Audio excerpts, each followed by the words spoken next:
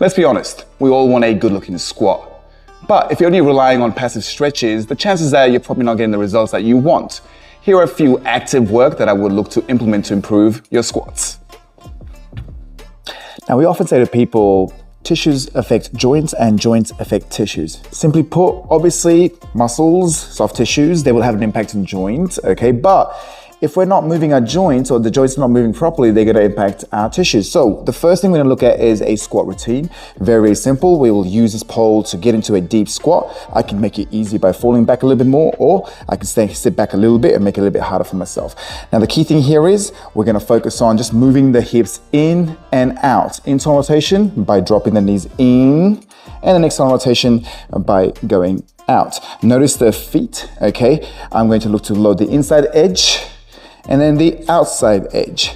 Now, as I go over to the other side, I'm gonna make sure I'm gonna have one stable leg. So again, I'm gonna go external and internal. So the idea is that I am moving at the hips.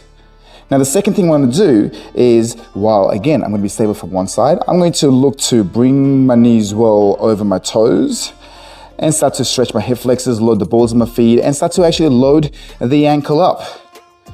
And this little routine is just to get the joints moving. Rather than lengthening our hip flexors, we're gonna actually look to strengthen the short range. The idea is that I want the ability to be able to pull myself into a squat. Now, for that, we're gonna do something we refer to as hanging squat.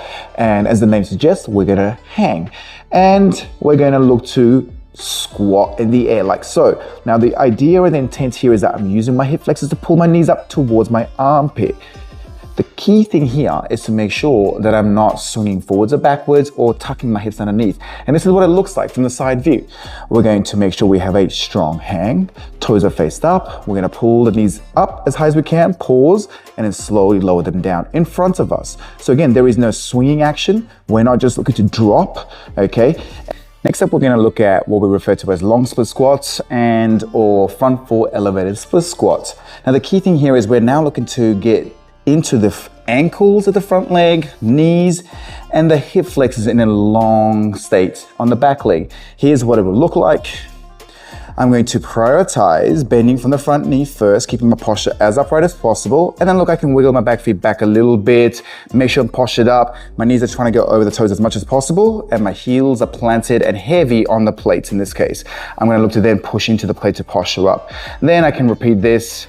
I can hold it for a second or two and come on up. Now, look at that position as opposed to if I was to be on the ground. My ankles are personally tight for me, okay?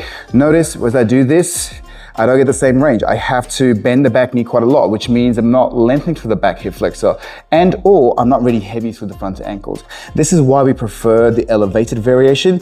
And for me, I have to do 3 plates. For you, maybe a little bit higher or maybe a little bit lower.